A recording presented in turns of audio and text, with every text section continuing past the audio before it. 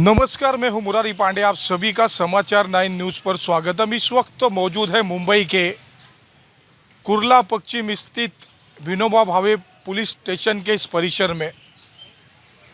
आज हम वो परिसर दिखाने वाले हैं आपको कि जो विनोबा भावे पुलिस स्टेशन के अंदर पिछले 6 महीने पहले जो कमियां रही हैं, खासकर माननीय मुख्यमंत्री के आदेशानुसार जिस तरह से पुलिस स्टेशन के विषय में जो कई दिवसीय जो कार्यक्रम रखे गए थे, खासकर जो कमियां थी उन कमियों को दूर करने की का जो जीआर निकाला गया था, खासकर उस विषय पे हम आज यहाँ पर आप दिखाएंगे कि क्या क्या इस पुलिस स्टेशन में किस किस प्रकार की सुधार की गई है। खासकर रविंद्र क्षीरसागर साहब जब से यहाँ पर उन्होंने चार्ज लिया है सीनियर पीआई का, उसके बाद से लगातार यहाँ पर कई बदलाव आपको दिखाई देंगे। देख पा रहेंगे कि ये जो वृक्ष लगाया गया, वृक्षारोपण का भी एक कार्यक्रम यहाँ पर किया गया।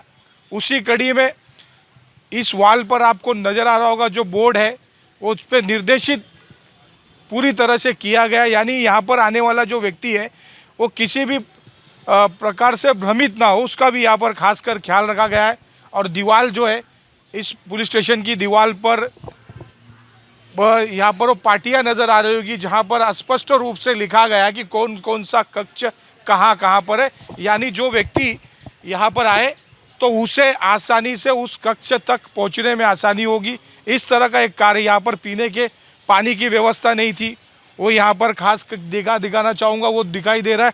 वहाँ पर पीने के पानी की व्यवस्था की गई, बेसिन बनाया गया ऑलरेडी। और जो अधिकारी है, जो यहाँ पुलिस स्टेशन के जो कर्मचारी है, उनके लिए खासकर विश्राम गृह जिसे रेस्ट रूम कहते हैं उसको भी यहाँ पर खासकर बनवाया गया जब से रविंद्र क्षीरसागर साहब यहाँ पर चार्ज लिए उसके बाद से लगातार। और फिर उसी कड़ी में तकरार निवारण दिन के माध्यम से लगातार जो मामले पेंडिंग थे, क्राइम से जुड़े हुए मामले थे, उन सबको जल्द से जल्द तत्काल उसको पूरा किया गया। और आज भी 11 मामलों को यहाँ पर सुलझाया गया, खासकर सभी मामलों को सुलझाया गया। जो चार्जशीट पेंडिंग थी उस चार्जशीट को भी पूरा कर दिया गया।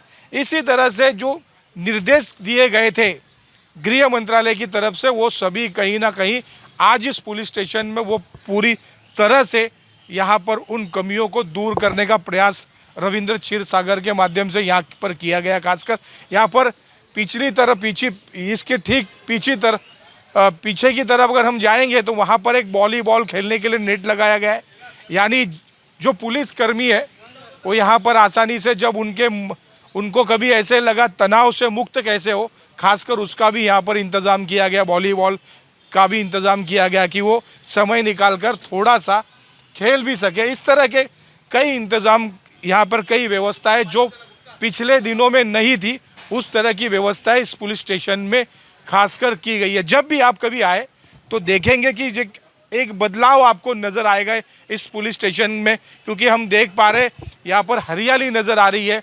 खासकर जो वृक्षारोपण का जो कार्यक्रम था वो भी यहाँ पर आपको दिखाई दे जाएगा। हर तरह से यहाँ पर वॉल पर चित्र नज़र आएगा, तस्वीरें नज़र आएंगी।